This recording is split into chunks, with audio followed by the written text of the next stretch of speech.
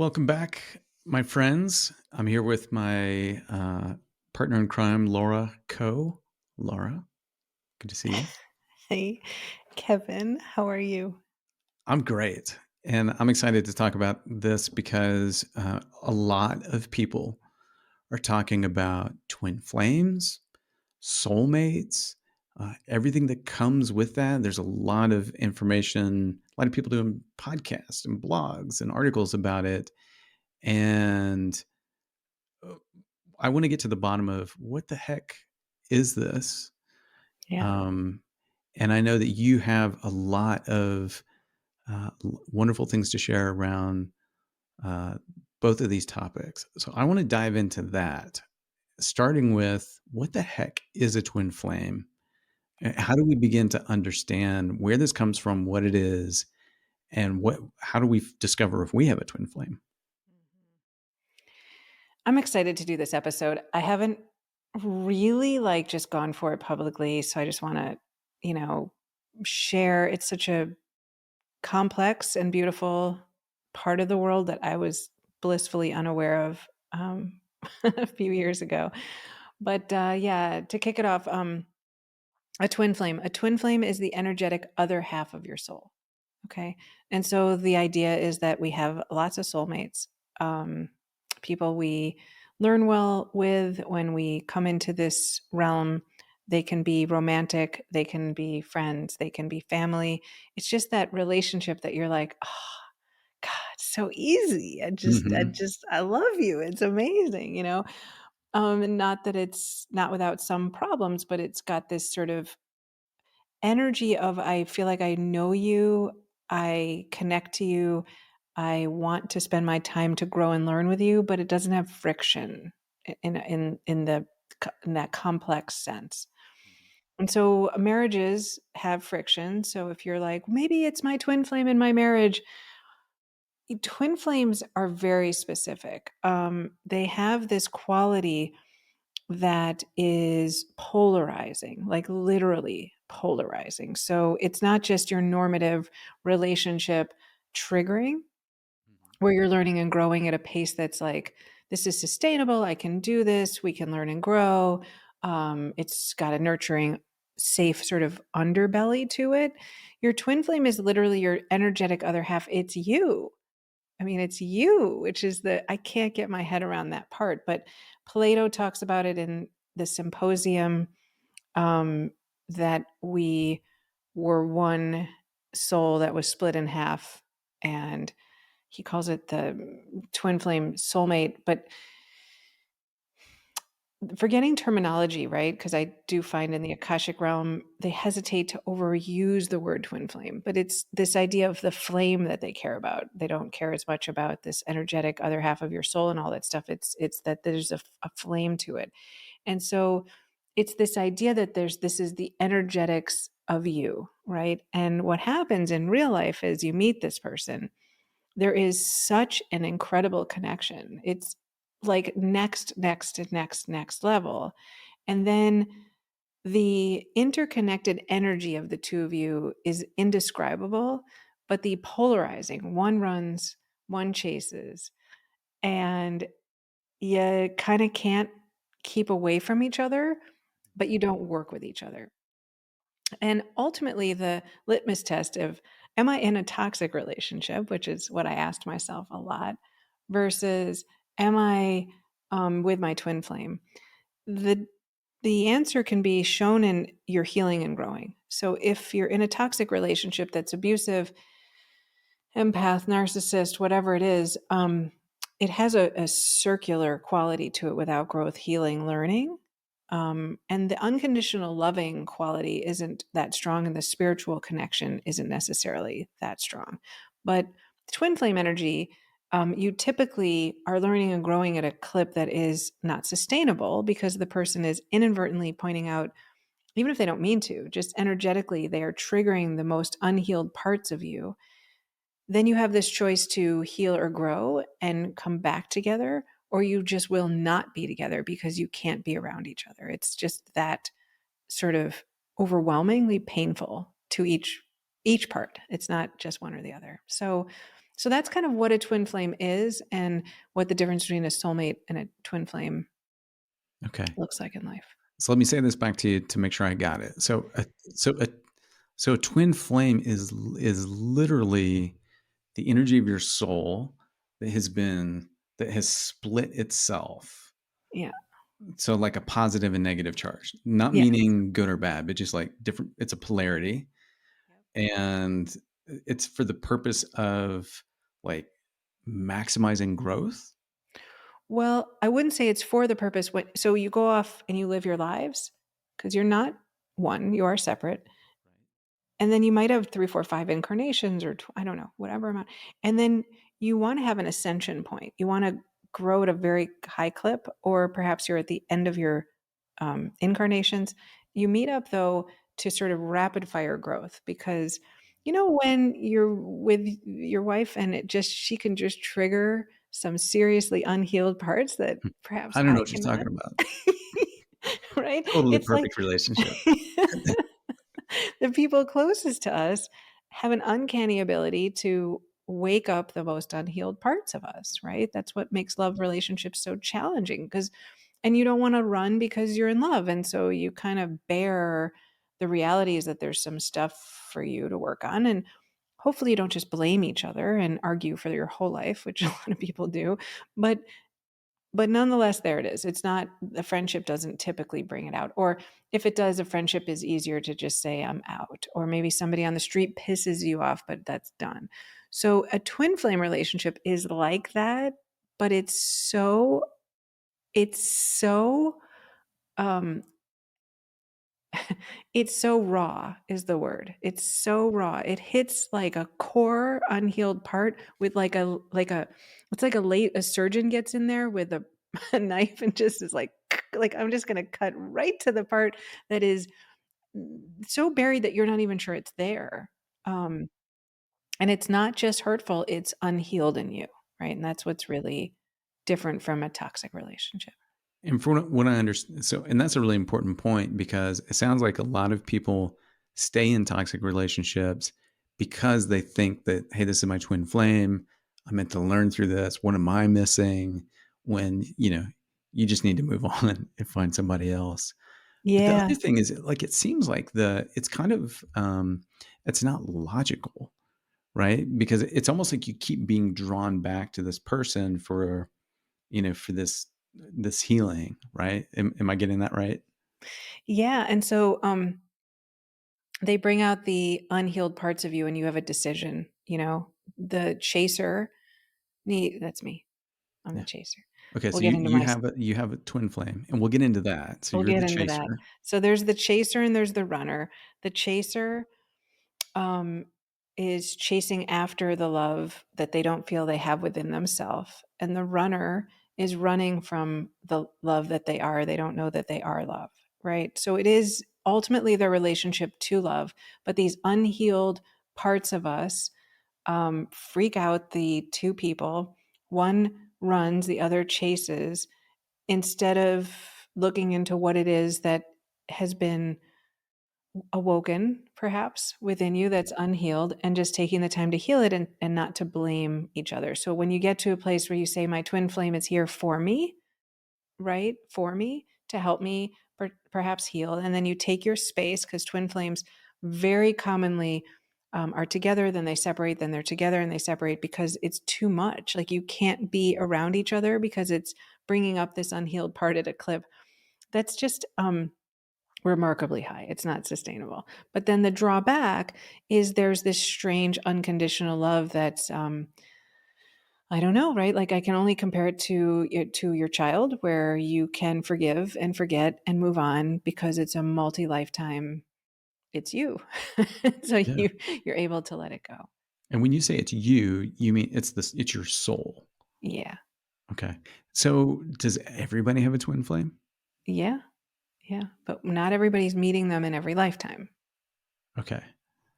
Um, how do we okay, so let's dive into that next then of how do you know if this is like a lifetime, when there's a twin flame relationship, and maybe this is a good time to start weaving in, your own story of how did you discover, you Yeah. know, how did you I discover your mean, I twin would flame? say for anybody who's, like, looking for their twin flame, I would say do not do that. Like, this is not something to go looking for. If your souls are meant to meet, your souls will meet. This is a soul contract of, like, epic proportions. Like, this will happen if it's meant to happen, and it's not meant to happen in every life, and it's not necessary in every life. So, I think some people are like, "Oh, I need my twin flame," and it's like, I don't know that that's true. So, I did not know anything about it. Um I was living my life happily, blissfully, unaware of this concept called a twin flame.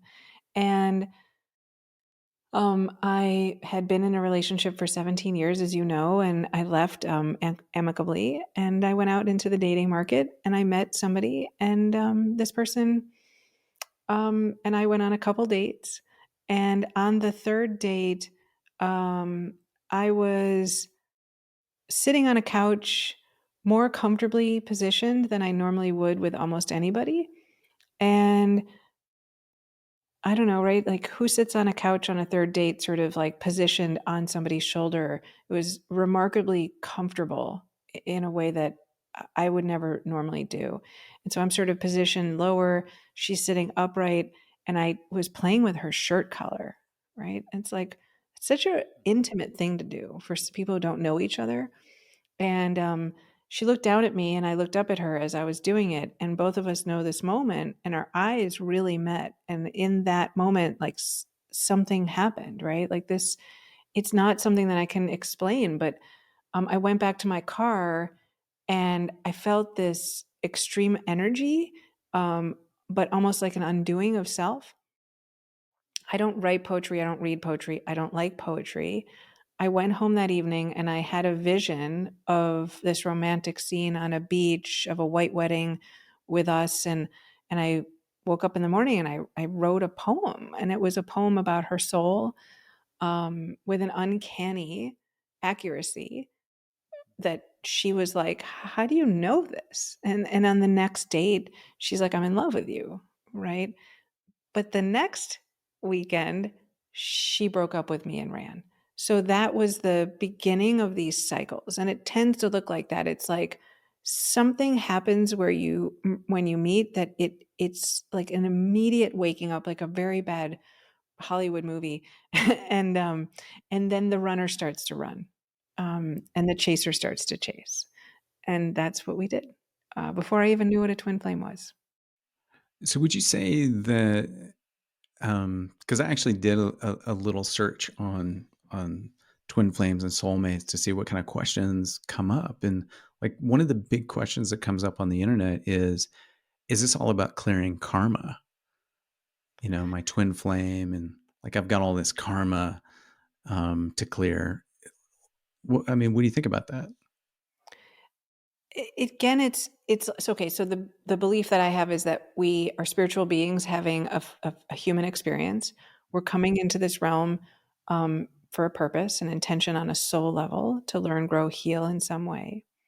And so when you meet your twin flame, it's an ability to learn, grow, heal at a rapid level. So if Mm, you're yeah, having a life where you would like to learn masters, masters, masters, quick pace, find your twin flame because it'll bring out some really, really uncomfortable things. Multi life, sure. Karmic, sure. Right? Are we working on those things? Absolutely. Spiritual lessons, um, it's I think it's all over the map. I don't think it's specific. I don't think it's only one thing, but it is for a soul ascension, right? So your soul is evolving and growing at a quick pace, to be more of yourself ultimately, yeah, right?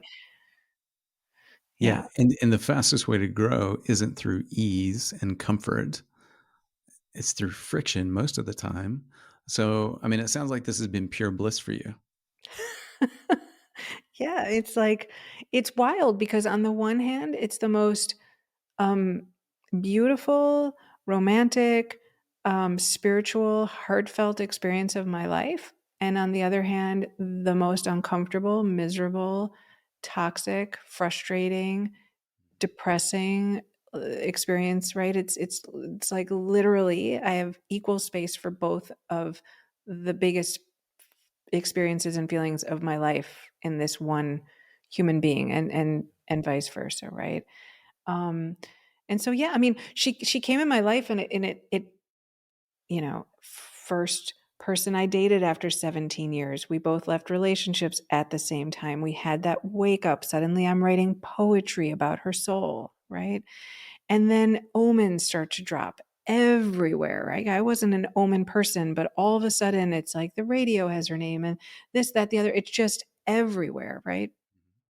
Um, and we're breaking up and we're weirdly coming back together. And I started to question my psychological health because I'm like, what am I doing? Right? Like, logically, this doesn't seem like something to spend another 20 minutes on. And we both felt that way. And yet there's this pullback and this pullback. And I don't want to undersell it. It's like not just your normal pullback. I mean, um, we are in each other's dreams. I had this experience 2 months ago where I was watching a television show, and the characters, one was in a wheelchair and one was going to New York. It was the end of a season on Netflix, and this character was in a wheelchair, and she was dying, and her head was tilted ever so slightly in this last scene. And the other character's boyfriend was gonna leave for New York, and there was a second scene happening. I watched that show, and I went to bed alone in my own bedroom, and me and my twin flame aren't talking right now. I had this felt knowing I'm going to go to New York. I don't know where that came from. And I went to sleep. The next morning, she calls me and says, I had this dream that you were leaving, that you're going to New York. I was told by the guides in my sleep that I have to go get you, I have to go find you. And when I found you, you were in a wheelchair with your head tilted ever so slightly, which is what the TV show was, and I had noticed this head tilt, and I was like, "What?" And she doesn't know that I had just watched that show. So, Kevin, in the real world, I am watching TV alone in my house, and the TV episode inspired this idea that I wanna move to New York, which I've always wanted to do. My twin flame then dreams that, has the knowing that I'm leaving in her dream state that night with a fear of me being in a wheelchair that she was sobbing, crying. She's like, I found you, and you were in a wheelchair." And I was like, "What the hell?" Right? Like, so the energies are so intermingled that this level of spiritual dialoguing between our souls is happening in our dream states and our awake states, right? With very tangible, quantifiable examples. I could give you 30 of these that allow you to know that, like, energetically this is tethered in a different kind of way than your deep love relationship, right? Which is pretty tethered. Yeah, and I've had a front row seat to this for the past 3, 2.5, 3 years, and there've been so many times when you've called and said, you better be sitting down for this one. Like this one is so you can't make this stuff up." And one of those was the Indian palm leaf thing. Yeah. And Dr. Yeah. Q, where we had Dr. Q on the show, but if would you like to share some of that as it has Yeah. to do with your twin flame? Because I mean, to me, all of these signs popping up that yes, this is it. Yes, this is it. It's hard to look at those things and say no, there's nothing here because there's definitely something there that transcends like this life that you've got right now, but includes it. Yeah. So I last summer had found out about this idea, this Indian palm leaf. If you want to check it out, yeah, the Dr. Q episode, he goes into detail because it's so hard to explain. But the short answer about it is, um, thousands of years ago, sages went into the Akashic records and they channeled uh, information onto a palm leaf about each soul that would eventually want a palm leaf reading. And this is where it gets complicated because you're like, well, wait a minute. How do they know which souls thousands of years ago will want this? Well, these sages understood how, with, I guess, shamans, they knew, and Dr. Q will explain it better than I can, but they knew how to collapse time into the singular, right? They were able to drop into the singular oneness of all time. And so in that they could see who and when people would get these palm leaves read. So Laura Coe is the expression of my soul in this lifetime. And at 51 years old, I had the desire to go get my palm leaf read. And so these sages, thousands of years ago, were in a collapsed time space and they could see that I was doing that. So, in a sense, they're writing it as I'm getting it, right? Because they're in a time collapsed place, which is, it hurts the brain. I know. So, anyways, I send my thumbprint to India. I wait some time, and these guys come and they found this leaf.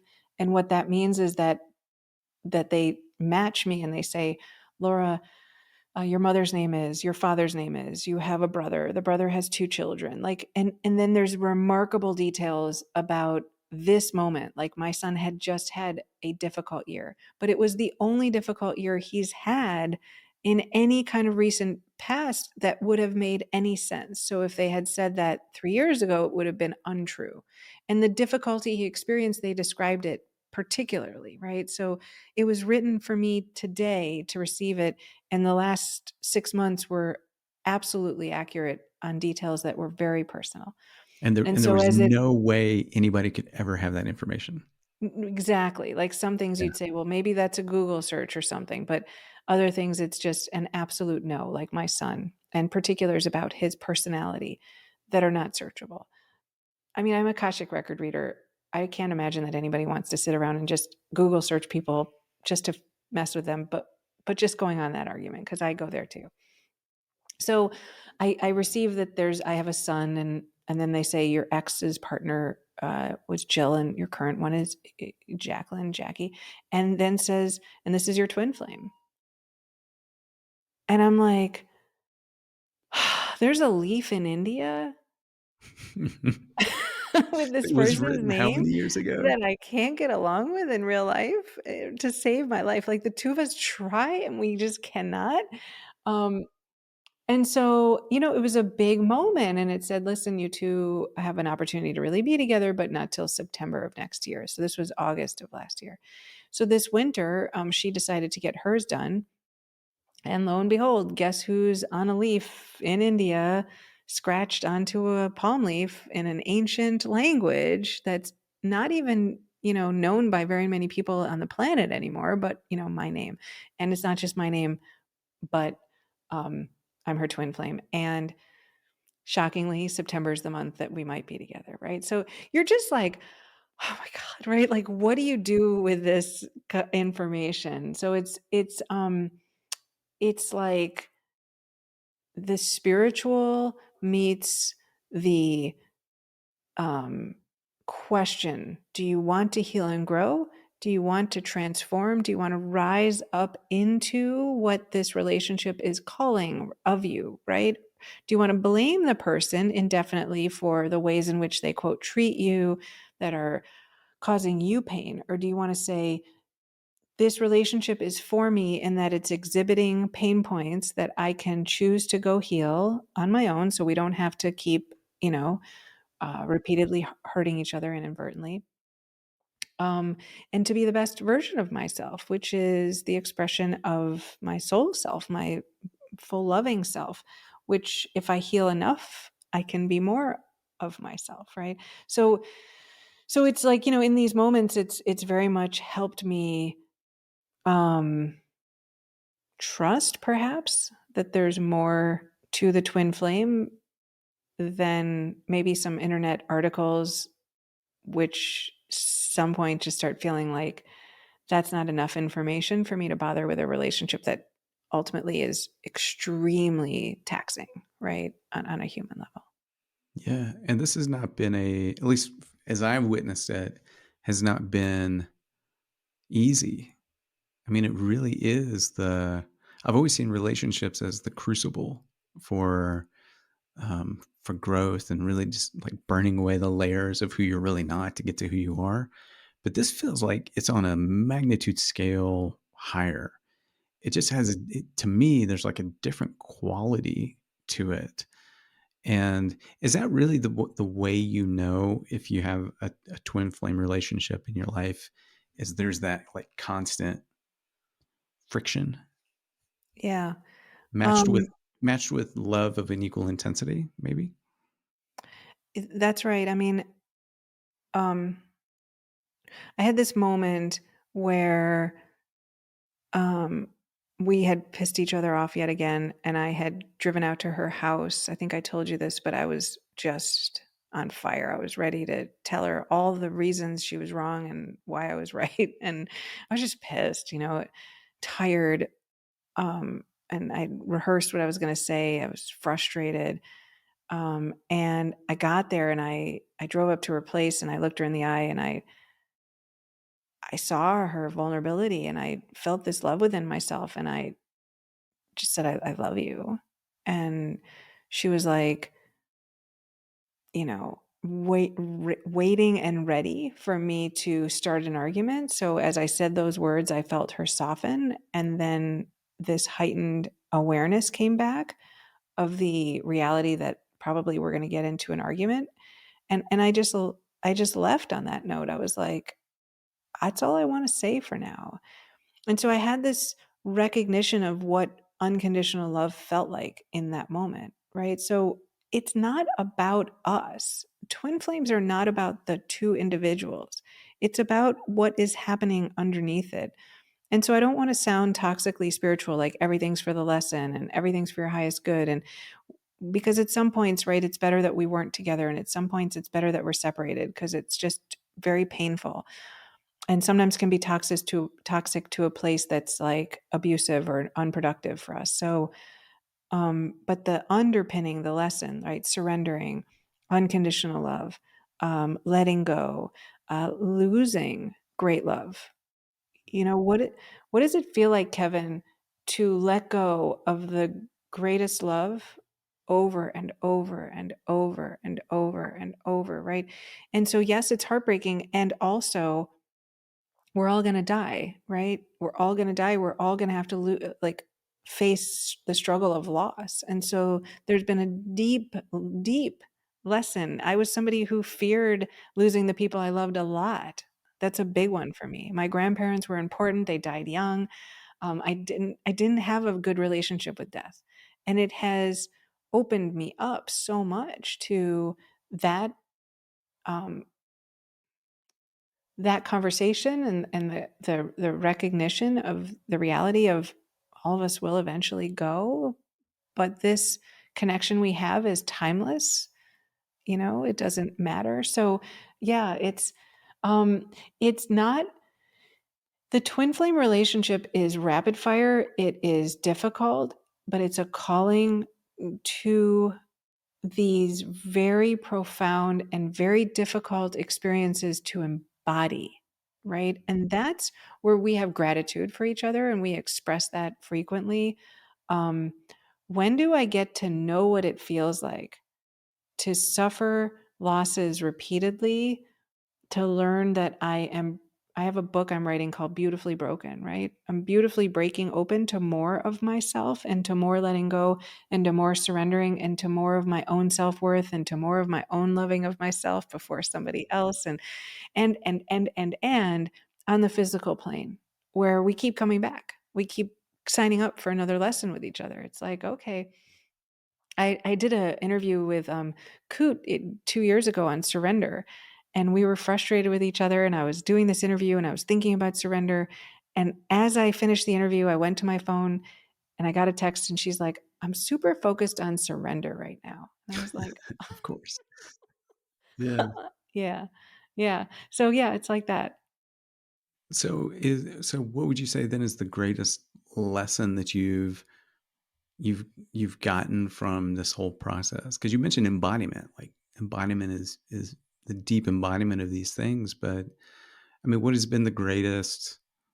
I mean, to this day, what's been the greatest insight or learning for you?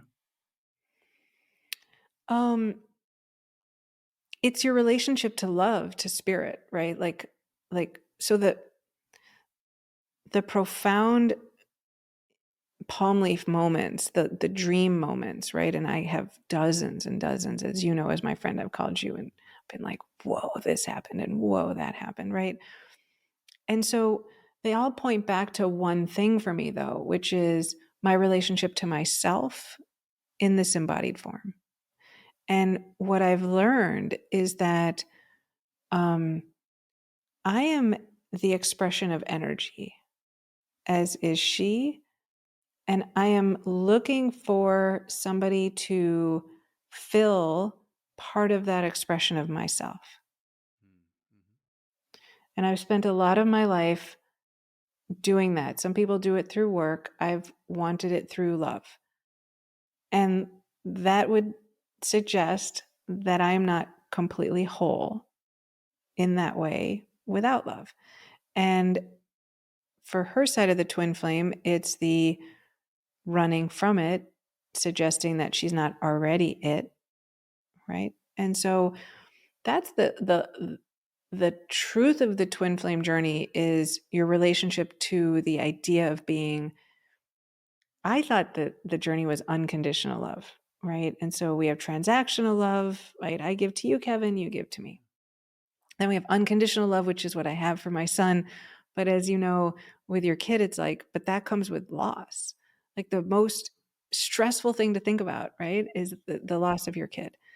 This one is divine love, right? Because losing this person this many times and still, right? I can't believe it, but still, the love is untouched, untouched, no matter what we've done, no matter how many times we've broken up. So then you say, well, what is the love, right? Where does that exist? It's within me. It's within me, right?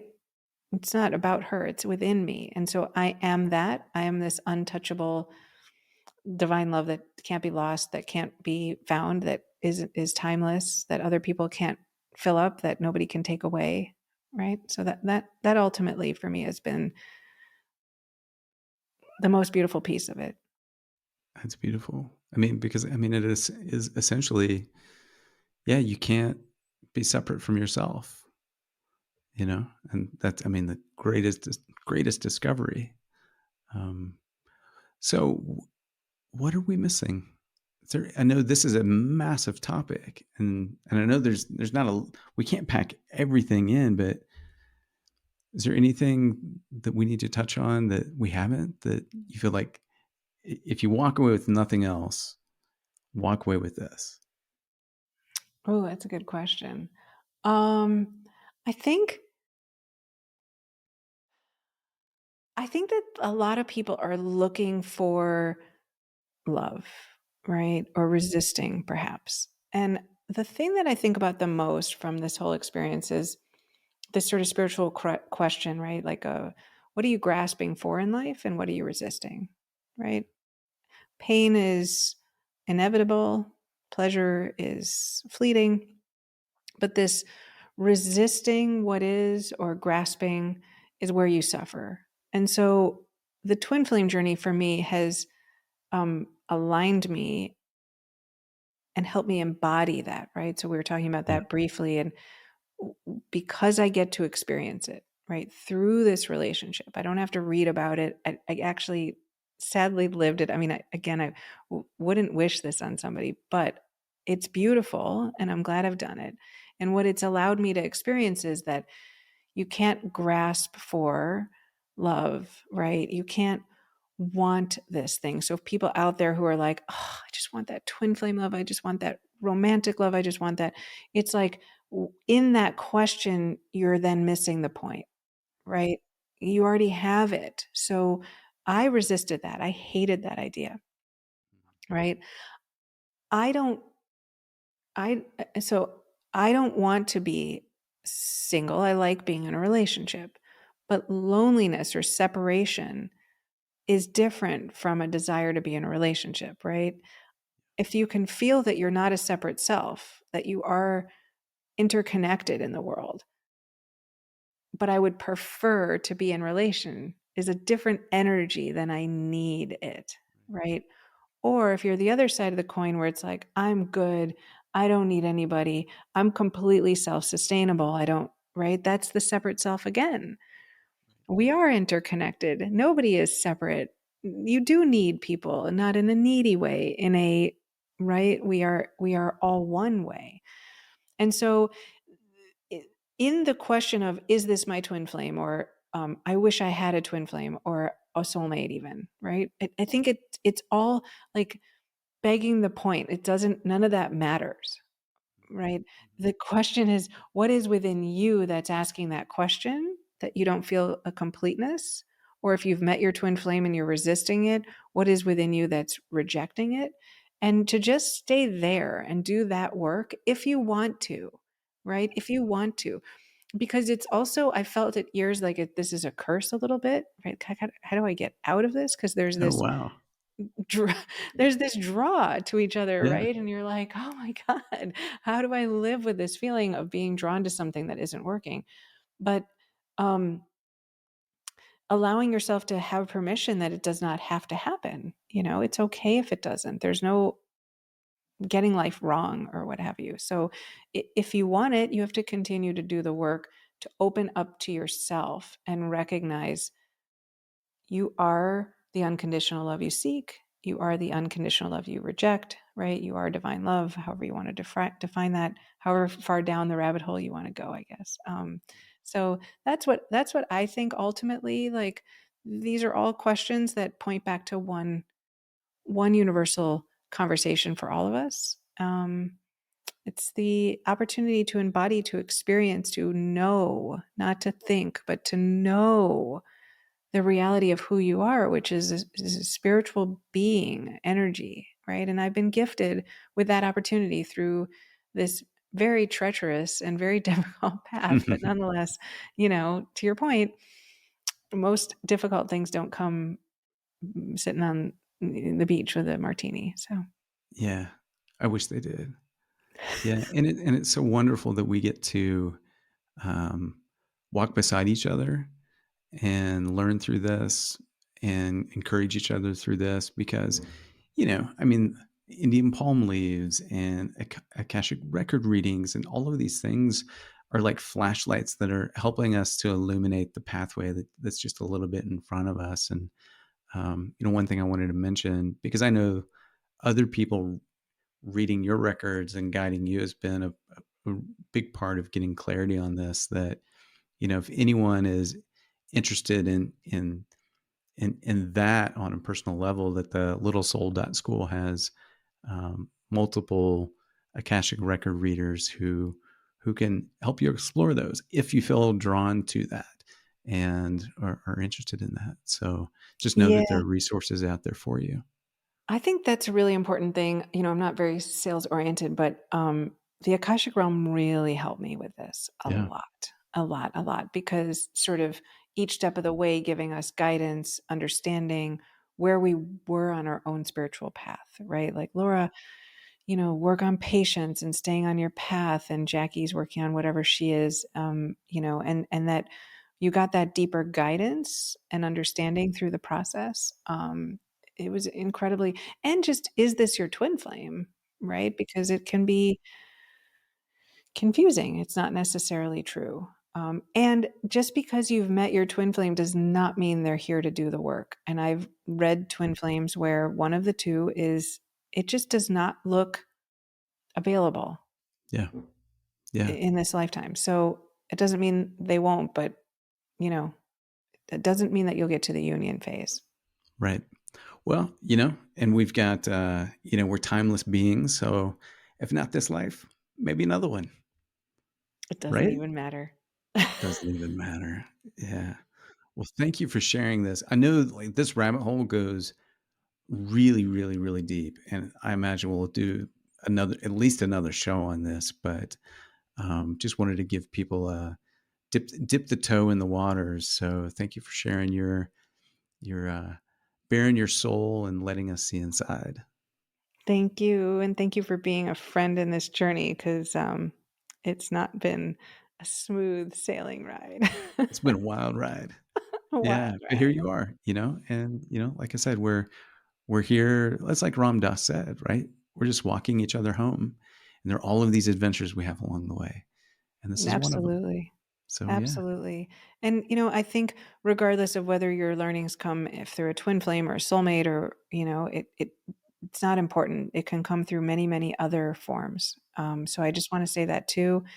Um, you can have your spiritual growth in so many places with so many people in so many ways. This is what my soul chose in this lifetime, and this is what my twin flames chose in this lifetime, and this is what we decided before we came as our plan, but that doesn't mean it's the plan for everybody. So, I think some people too feel like if they're not having that experience that that's somehow incomplete in their life. And I would again, we all have soul plans. And if you want to get a reading too and find out what your soul plan is, why you're here, what you came to learn, I think the Akashic Realm does a beautiful job with that as well.